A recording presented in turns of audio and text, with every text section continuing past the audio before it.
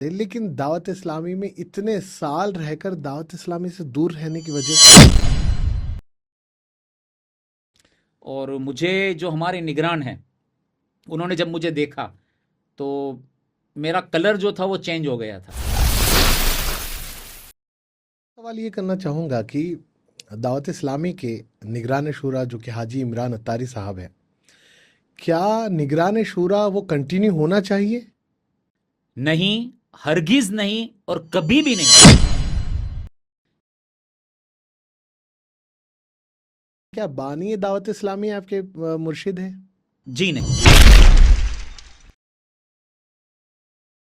آپ نے 20 سال میں کتنا وقت اپنے گھر کو دیا، کتنا دعوت اسلامی کو دیا؟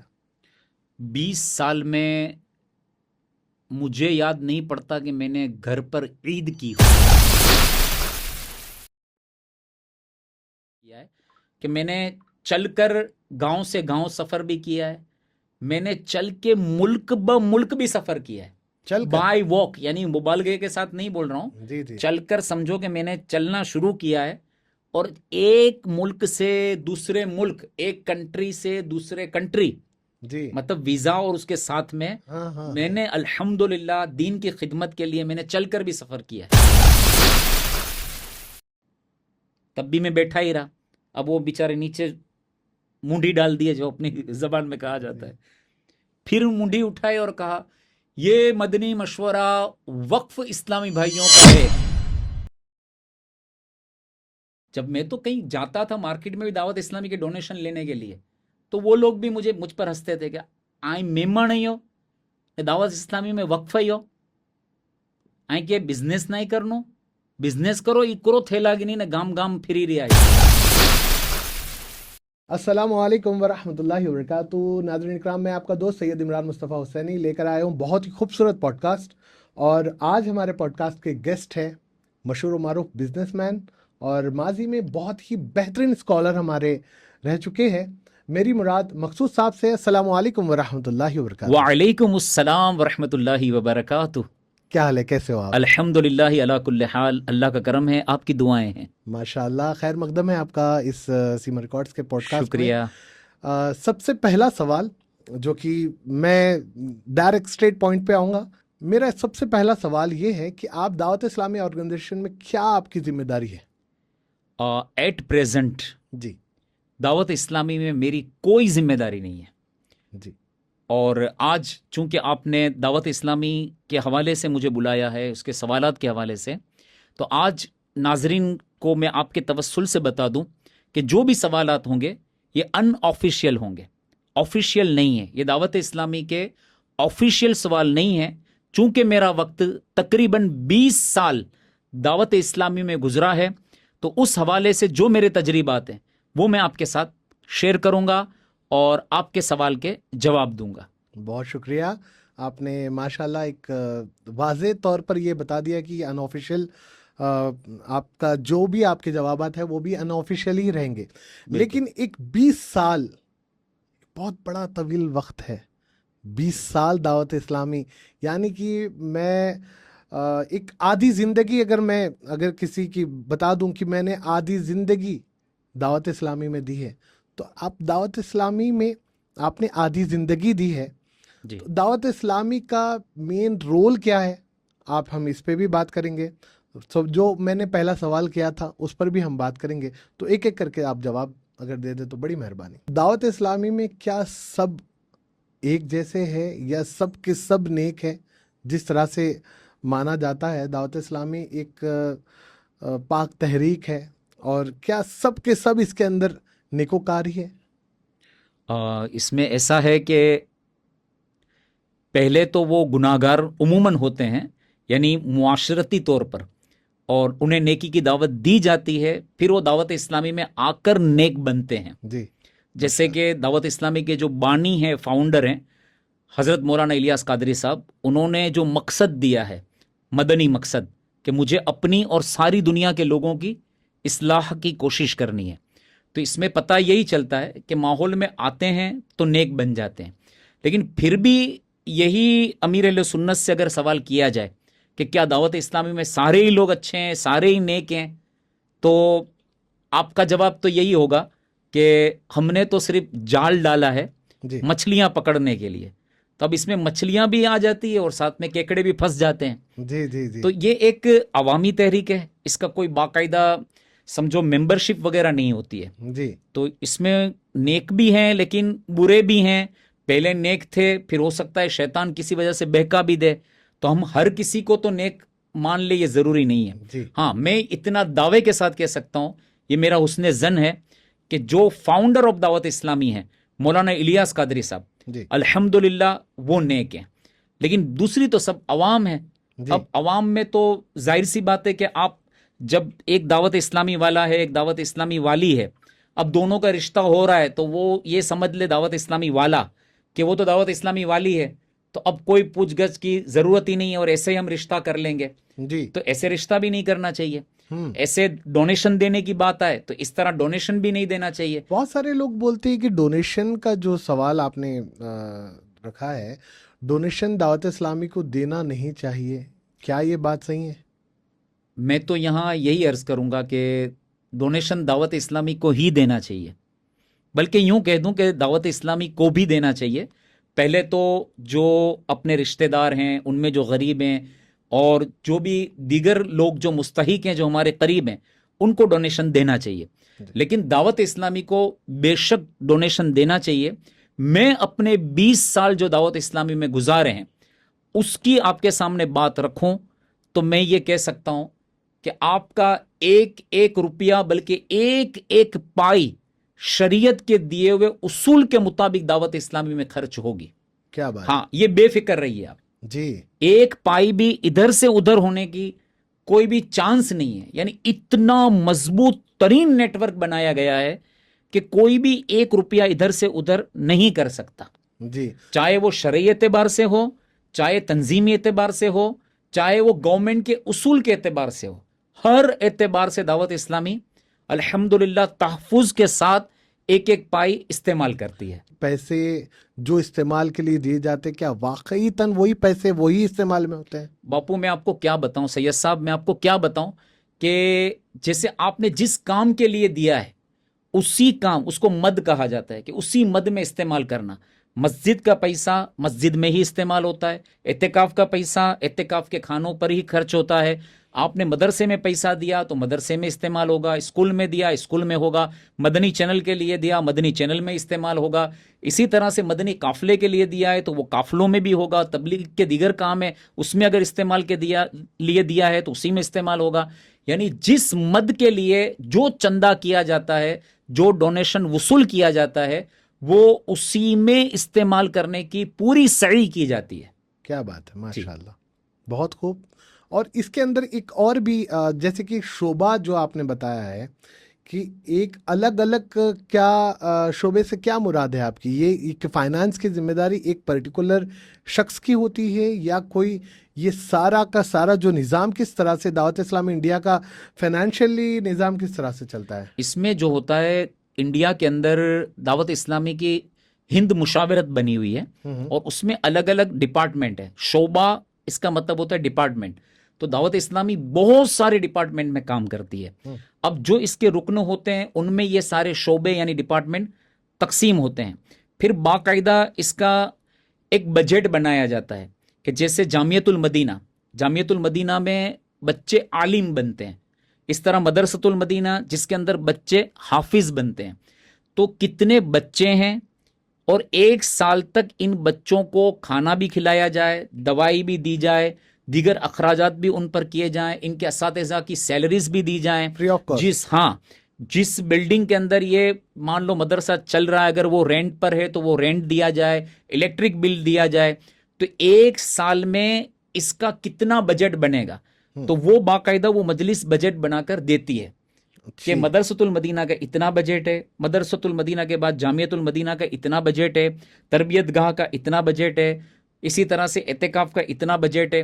تو یہ سارا بجٹ جو ہے وہ تیار ہوتا ہے اور تیار ہونے کے بعد اب ہمیں کتنے ڈونیشن کی ضرورت ہے وہ دیکھی جاتی ہے. پھر ٹارگیٹ دیے جاتے ہیں اور اتنے وصولی سارے ہوتی ہے. بجٹ نکالے جاتے ہیں تو کیا آپ کو نہیں لگتا کہ کہیں शैतान दिल में खलल डालता है और कहीं ना कहीं कुछ घपला होने के या फिर कोई झोलझाल होने के क्या इसके अंदर चांसेस बनते हैं? क्योंकि आपका एक तवील अरसा गुजरा है जी। तो वो उसका तजुर्बा मैं पूछ रहा हूँ, ऐसा आप मेरी बात का बुरा ना माने।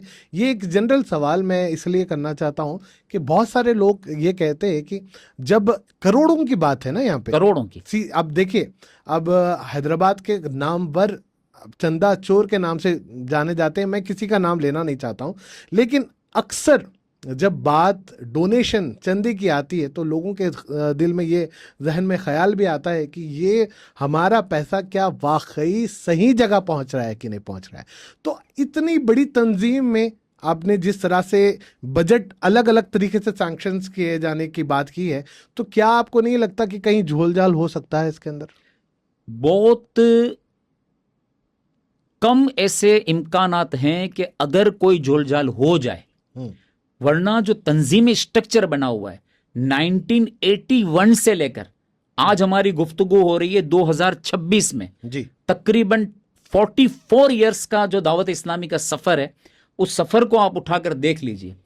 एक इस तरह की चेन बनाई गई है, इतना मुनज्जम इसका स्ट्रक्चर बना हुआ है कि इसमें अगर कोई एक हल्की सी भी हरकत करने के लिए गया जी, तो समझो वो पकड़ा जाएगा। अच्छा, इतना मतलब समझो इस तरह के कैमरे लगे हुए, मैं ये कह सकता हूं कि इस तरह की स्कैनिंग सिस्टम लगी हुई है, इस तरह की इसके ऊपर मॉनिटरिंग हो रही है कि 1 रुपया भी समझो इधर से उधर होना ये बिल्कुल ही नामुमकिन के बराबर है। फिर भी आप देखें कि होता है कभी कभी, जैसे आप एक डाउट पैदा हो रहा है तो दोनों तरफ भी डाउट पैदा होना चाहिए कि आपने अगर दावत इस्लामी को हलाल दिया है ना, तो मैं अपनी बात कर रहा हूं कि आपने हलाल कमाई और आपने हलाल अपना रुपया कमाया है तो इंशाअल्लाह ये हलाल तरीके से ही वहां पहुंच कर रहेगा। अच्छा, अब देने वाले पर भी है, जब आप लेने वाले पर शक कर रहे हैं तो मैं देने वालों पर भी सवाल कर रहा हूं कि भाई जब आप हलाल दोगे ना तो इंशाअल्लाह वो हलाल तरीके से ही इस्तेमाल होने वाला है, और अगर हराम की आमेजिश रही तो मुश्किल है कि फिर हराम आप कमा रहे होंगे और उसमें से दावत इस्लामी वालों को आपने दे दिया है, तो ये हराम की जो कमाई होगी ना, ये जाकर उल्टा हो सकता है कि इसका कोई साइड इफेक्ट निकल कर आ जाए। बस ये बात तो ऑफ टॉपिक मैं आपसे पूछ रहा हूँ कि हलाल जिस तरह से आपने कहा कि हलाल डोनेट करना चाहिए या हलाल देना चाहिए, बहुत सारे ऐसे लोग हैं जो कि हराम की कमाई होती है लेकिन वो समझते ये है कि हम इसमें से कुछ डोनेट कर देंगे तो अपना सारा माल पाक हो जाएगा। ऐसी भी सोच वाले रहते हैं और ऐसे बहुत सारे बिजनेसमैन हैं जो कि इस तरह से देते हैं। तो क्या उनके लिए भी ये एक सवाल आना चाहिए कि ऐसा पैसा देना या नहीं देना? ये एक सवाल ये हो गया कि किसी की हराम कमाई है और वो अगर डोनेशन देना चाहता है तो वो मुफ्ती साहब जो होते हैं उनसे शरई रहनुमाई ले ले, वो बता दे कि मेरा इस तरह मुझे लगता है कि ये माल जो है हराम है, तो इसमें एक तो होता है मुआफ़ी, एक होती है तलाफ़ी। तो किस तरह वो हराम हुआ है वो मुफ्ती साहब समझा देंगे, और कहाँ मुआफ़ी आती है, कहाँ तलाफ़ी आती है, कहाँ पर अल्लाह के हुकूक आते हैं और कहाँ हुकूकुल इबाद का मसला आता है। क्योंकि हुकूक 2 तरह के हैं, एक तो अल्लाह का हुकूक है, हक है, और एक जो हक होता है वो बंदों का हक होता है। तो जहां बंदों की हक तलफी होती होगी, मुफ्ती साहब अल्लाह और बंदे ये दोनों के दरमियान का एनालाइज करके बता देंगे। तो वो शरई मसला पूछ ले।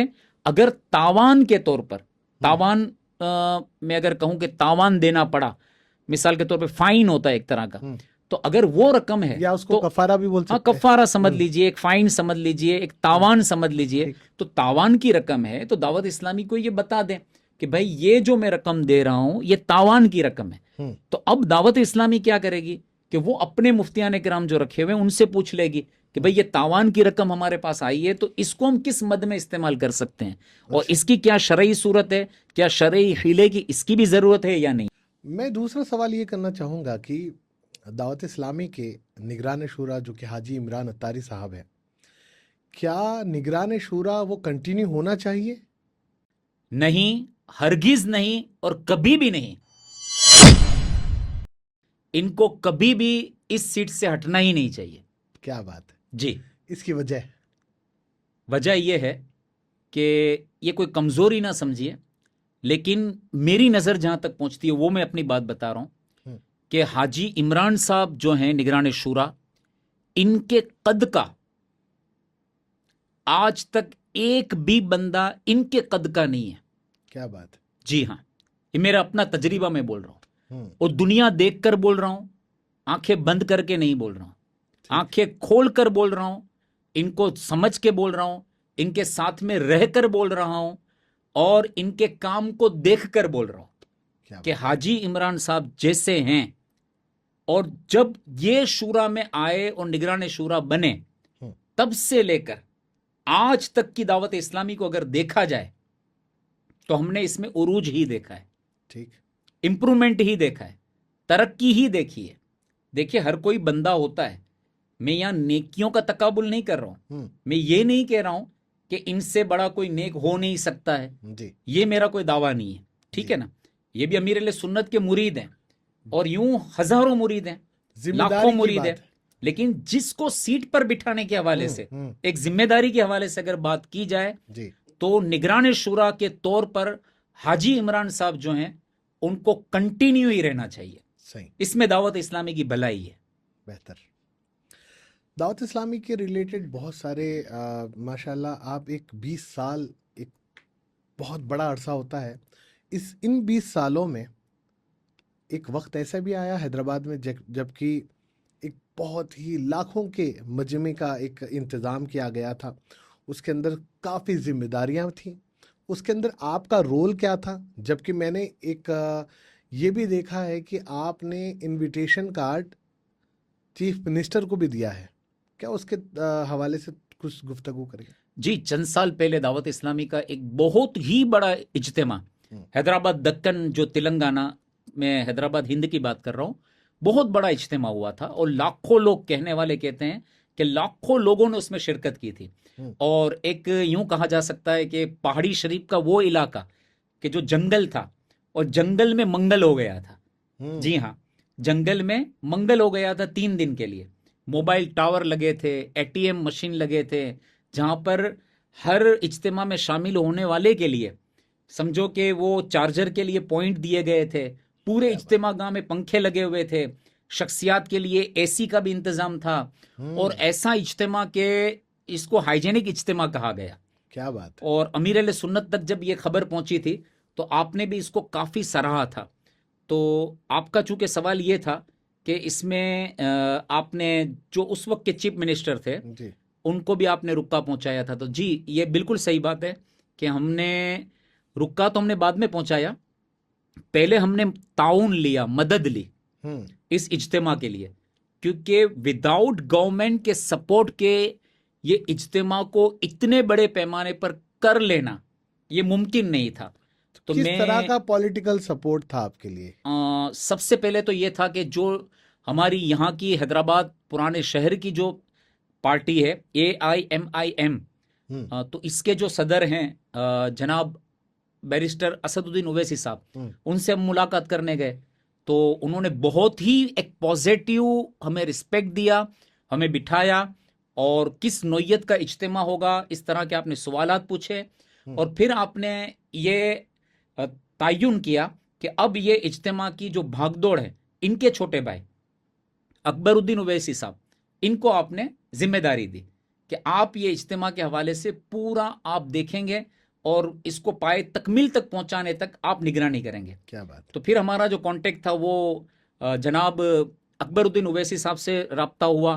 رابطہ ہونے کے بعد پھر انہوں نے کہا کہ چونکہ یہ اجتماع بڑا ہی ایک بڑے لیول پر ہونے جا رہا ہے، تو ہم اس میں جو اسٹیٹ لیول پر ہماری جو پارٹی رن کر رہی ہے، تب KCR صاحب تھے، تو انہوں نے کہا کہ ہم KCR صاحب سے بھی ہم اس کے لیے ہم تعاون لیں گے. تو ہم نے کہا ٹھیک ہے. تو پھر میں اور میرے ساتھ ایک اسلامی بھائی تھے، ہم لوگ مل کر اکبر الدین اویسی صاحب کے ساتھ جو KCR صاحب تھے ان سے ملاقات کے لیے ان کے گھر پہ گئے. پھر گھر پہ جانے کے بعد وہاں پر ہماری KCR صاحب سے ملاقات ہوئی، اور ہم نے بتایا کہ اس طرح دعوت اسلامی ہے اور یہ نان پولیٹیکل آرگنائزیشن ہے، اور اس طرح یہ لوگوں کی اصلاح کرتی ہے، ریکٹیفائی کرتی ہے، یہ اس کے مقاصد ہیں، یہ اس کا کام ہے. تو آپ نے سنا، اور KCR صاحب جو تھے وہ بہت ہی خوش ہوئے، اور خوش ہونے کے ساتھ ساتھ جیسے ہی اکبر الدین اویسی صاحب نے کہا کہ ان کو پرمیشن ملنی بھی چاہیے اور گورنمنٹ ان کا تعاون بھی کرے، تو KCR صاحب جو کہ چیف منسٹر تھے اس وقت کے، تو انہوں نے فوری طور پر ہمیں تعاون کا بھی اعلان کیا، اور اس وقت کے جو کلیکٹر تھے ان کلیکٹر کو اسی وقت کال کر کے دعوت اسلامی کے اس اجتماع کے لیے تعاون کے لیے بھی کہہ دیا. اور میں ابھی بھی شکر گزار ہوں جو پارٹی ہماری یہاں کی ہے AIMIM، اور اس وقت کی جو پارٹی رول میں تھی KCR صاحب کی، جی. تو وہ پارٹی نے اور خود KCR صاحب نے بھی ہمیں بہت ہی سپورٹ کیا. سپورٹ سے مراد یعنی کہ فنڈنگ تھی آپ کی؟ اس میں دیکھیے کہ کیا ہوتا ہے کہ لوگ یہ سمجھتے ہیں کہ ایک اجتماع ہوتا ہے تو اس کے لیے اتنے کروڑ روپے دیے گئے، تو کبھی بھی یہ نہیں ہوتا کہ اتنے کروڑ کوئی ہاتھ میں دے دیے گئے. پھر نہیں تو اس وقت تو میں ہی نگران تھا، میرے ہاتھ میں یہ اجتماع تھا، تو ایسا نہیں تھا کہ کوئی کروڑوں روپے ہمارے ہاتھ میں آ گئے. جی. یہ نوعیت نہیں تھی، بلکہ اس میں کیا تھا کہ ایک جنگل ہے، اب اس جنگل میں اجتماع کرنا ہے تو سمجھو کہ اتنی لائٹنگ کی ضرورت ہوگی. اب وہ لائٹنگ کہاں سے آئے گی؟ ٹھیک. تو لائٹنگ کے لیے آپ کو جو الیکٹرکسٹی ڈپارٹمنٹ ہے، تو الیکٹرکسٹی ڈپارٹمنٹ کیا کرے گا کہ وہاں پر آپ کو جنکشن لگا کر دے گا. تو اب یہ جنکشن جو لگانے کا سینکشن ہوگا، یہ کام گورنمنٹ کی طرف سے ہوگا، وہ اس فنڈ سے ہو جائے گا. ٹھیک ہے نا. اسی طرح سے جو گورنمنٹ ریلیٹڈ کام ہے، اسی طرح سے بلدیہ کے جو کام ہوتے ہیں، میونسپل کارپوریشن کے جو کام ہے، تو اس کام میں ہمیں اس طرح کی ہیلپ مل گئی. یعنی یہ کوئی لکوڈ ہاتھ میں پیسہ کیش ہمارے ہاتھ میں آیا ایسا نہیں تھا، بلکہ جہاں جہاں گورنمنٹ کی ہمیں ضرورت تھی، جو ڈپارٹمنٹ کی ہمیں ضرورت تھی، تو وہ ضرورت کو گورنمنٹ نے آسان طریقے سے ہمیں فلفل کر کے دیا تھا. جی ماشاءاللہ، ایک بہترین آپ نے اس کے اندر ایک رول نبھایا ہے. اور ایک جو اب اجتماع تو ایسا نہیں تھا کہ چلو پھر ہم نے ایک ہفتے کا ڈیسائیڈ کیا، دوسرے ہفتے میں پلان کر دیا اور تیسرے ہفتے میں اجتماع ہو گیا. اس کی تیاریاں کہاں تک ہوئی تھی؟ اور اس کے ساتھ ساتھ کیا جب فیضان مدینہ تھا؟ جہاں تک مجھے یاد آتا ہے فیضان مدینہ کی زمین لی گئی تھی، کنسٹرکشن ہونا باقی تھا. تو جب بھی آپ ہی نگران کابینہ تھے؟ ہاں، جب میری ہی ذمہ داری تھی اسی وقت یہ فیضان مدینہ کی زمین بھی لی گئی تھی، اور اس کے بعد پھر کنسٹرکشن کا بھی کام ہوا. کافی حد تک کنسٹرکشن بھی میری ذمہ داری میں ہوا تھا. تو اس وقت جو اجتماع کی تیاری کو ہم کو تقریباً ایک مہینہ لگا تھا. اور اس وقت سب نے سپورٹ کیا، ہمارے جتنے بھی حیدرآباد کے دعوت اسلامی سے جڑے ہوئے لوگ ہیں سب نے تعاون کیا، عوام کو لانے میں، فنڈ جمع کرنے میں، ہر طرح سے سب کا تعاون رہا تھا. اور مجھے جو ہمارے نگران ہیں انہوں نے جب مجھے دیکھا تو میرا کلر جو تھا وہ چینج ہو گیا تھا. یعنی کہ آپ اتنا دھوپ میں رہنے کی وجہ سے، جی بالکل صحیح فرمایا آپ نے، تو دھوپ میں رہنے کی وجہ سے کلر چینج ہو گیا تھا. تو انہوں نے مجھے اپریسیٹ کرتے ہوئے کہا کہ مقصود بھائی آپ کی اس اجتماع میں کیا محنت ہے، یہ آپ کا کلر بتا رہا ہے. اللہ اکبر. تو یہ اللہ کی رضا کے لیے تھا، اللہ تعالیٰ بس اسے قبول کر لے، لیکن سب نے محنت کی تھی. جب دعوت اسلامی میں آپ ماشاءاللہ ایک بہت ہی ایک بہترین کردار نبھا رہے تھے، اور میں جہاں تک سمجھتا ہوں کافی سارے ملک بھی آپ نے ٹریول کیے ہیں، وہ تو ایک آپ تفصیل اس کی بھی بتا دیں، لیکن دعوت اسلامی میں اتنے سال رہ کر دعوت اسلامی سے دور رہنے کی وجہ سے؟ اصل میں تو ابھی بھی دعوت اسلامی میں ہوں. دعا یہ کریں کہ دعوت اسلامی میرے میں آ جائے. جی. ہوتا کیا ہے عموماً کہ ہم دعوت اسلامی میں ہوتے ہیں، دعوت اسلامی میں ہونا مطلب نیک ماحول میں ہونا. ٹھیک. تو میں دعوت اسلامی میں تو ہوں، لیکن میرے اندر دعوت اسلامی آ جائے، یہ کمال ہے. تو میں یہ کوشش میں لگا ہوا ہوں کہ بس میرے اندر دعوت اسلامی آ جائے. اور اگر آپ یہ کہنا چاہتے کہ آپ دعوت اسلامی سے دور ہیں تو میرا جواب یہ ہوگا کہ میں جتنا پہلے قریب تھا اس سے اور زیادہ میں قریب ہو گیا ہوں ایک معنوں میں. لیکن اکثریت کا سوال یہی ہے کہ دعوت اسلامی میں جس طرح سے آپ کو دیکھا جاتا تھا آج ہم اس طرح سے دیکھ نہیں رہے ہیں. تو ان لوگوں کے لیے کیا آپ کا پیغام رہے گا، کیا آپ کا جواب رہے گا اس کے لیے؟ اصل یہ لوگ جو ہے میرے ظاہر کو دیکھ رہے ہوں گے، تو کبھی بھی کسی کے ظاہر کو دیکھ کر کوئی فیصلہ نہیں لینا چاہیے کہ اس کا ظاہر تبدیل ہو گیا تو اب اس پر یہ حکم دے دیا جائے گا. ویسا نہیں ہے. اصل دیکھا جاتا ہے باطن کو کہ باطن اس کا کیا ہے. باطن دیکھیں. آج بھی امیر اہل سنت کی جو تربیت ہے وہ تربیت سے ہم فیضیاب ہیں، اور جو ہمارے پیر و مرشد ہیں اچھا بات نکلی تو میں یہ بات پوچھنا چاہتا ہوں، کیا بانی دعوت اسلامی آپ کے مرشد ہیں؟ جی نہیں، میں بانی دعوت اسلامی مولانا الیاس قادری صاحب سے مرید نہیں ہوں. ان سے بہت پہلے میں حضور تاج الشریعہ اختر رضا صاحب جو کہ خانوادہ اعلیٰ حضرت سے تعلق رکھتے ہیں، بریلی شریف انڈیا سے، ان سے میں پہلے ہی مرید ہو چکا تھا. ٹھیک ٹھیک. تو میں ان کا مرید ہوں. تو ظاہر سی بات ہے ان کی تعلیمات، پھر امیر علیہ سنت کی تعلیمات، پھر کتابوں سے ایک شغف، یہ سب چیزیں رہی ہے. کہ آپ کا گھر کا ماحول دعوت اسلامی میں تھا، کس طرح سے آپ کی دعوت اسلامی میں انٹری ہوئی؟ نہیں، گھر کا ماحول جو تھا نا یہ دینی ماحول تھا، لیکن تحریک سے باقاعدہ جڑے ہوئے نہیں تھے. اور مجھے بچپن سے ہی دینی کاموں کا شوق تھا. جی. مطلب دعوت اسلامی نہیں تھی، نہ اس کا تعارف تھا، نہ یہ ہم تک پہنچی تھی، لیکن مجھے بچپن سے ہی نماز کا شوق، قرآن مقدسہ کو پڑھنے کا شوق. 7 سال کی عمر میں تقریباً میں نے مطلب بیانات کرنے شروع کر دیے تھے. تقریباً سمجھے کہ 8-9 سال کی عمر میں نے نعتیں پڑھنا بھی شروع کر دی تھی. میں درگاہوں پر جاتا تھا، وہاں جا ماحول کے پہلے سے محفل ہی میں. تھا. ماحول پہلے سے تھا. جی. ماحول پہلے سے تھا، کتابوں کا مطالعہ پہلے سے تھا. میرا ایک دوست تھا عبد المنان جن کا نام ہے، ان کے گھر میں لائبریری تھی، تو باہر شریعت ہے، دیگر کتب ہے، یہ ساری کتب ان کے گھر میں رکھی ہوئی رہتی تھی. تو وہ مجھے لا کے دیتے تھے، میں اس کو پڑھ لیتا تھا. تو باہر شریعت دعوت اسلامی سے پہلے پڑھ لی ہے، بیان دعوت اسلامی سے پہلے میں کرتا تھا، نعتیں دعوت اسلامی سے پہلے میں پڑھتا تھا، امامت دعوت اسلامی سے پہلے میں کرتا تھا. تو دعوت اسلامی تو مجھے ایک پلیٹ فارم کے طور پہ ملی کہ میری آواز کو اللہ تبارک و تعالیٰ نے دعوت اسلامی کے پلیٹ فارم پر رہتے ہوئے الحمدللہ دنیا کے کئی ملکوں میں پہنچایا.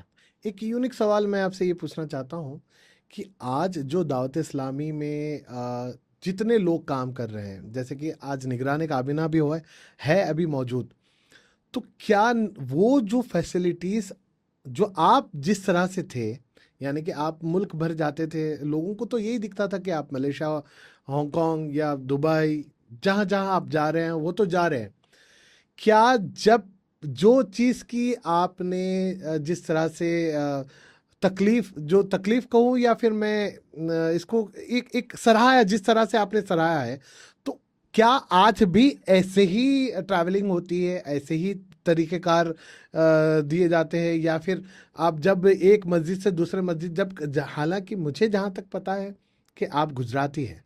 جی میں گجراتی ہوں، میں میمن بھی ہوں. اچھا ماشاء اللہ، آپ میمن بھی ہے، گجراتی بھی ہے. تو ایک گھر چھوڑنا، ماں باپ سے دور رہنا، ماں باپ کے، میں جہاں تک سمجھتا ہوں اگر 20 سال، مطلب آپ نے 20 سال میں کتنا وقت اپنے گھر کو دیا، کتنا دعوت اسلامی کو دیا؟ 20 سال میں مجھے یاد نہیں پڑتا کہ میں نے گھر پر عید کی ہو. اللہ اکبر. عید میں نے گھر پہ نہیں کی ہے، بلکہ جب عید کا چاند نظر آتا تھا تو میرے ساتھ قافلے کے شرکا رہتے تھے، اور اس قافلے کو لے کر میں مدنی قافلے میں سفر کر جاتا تھا.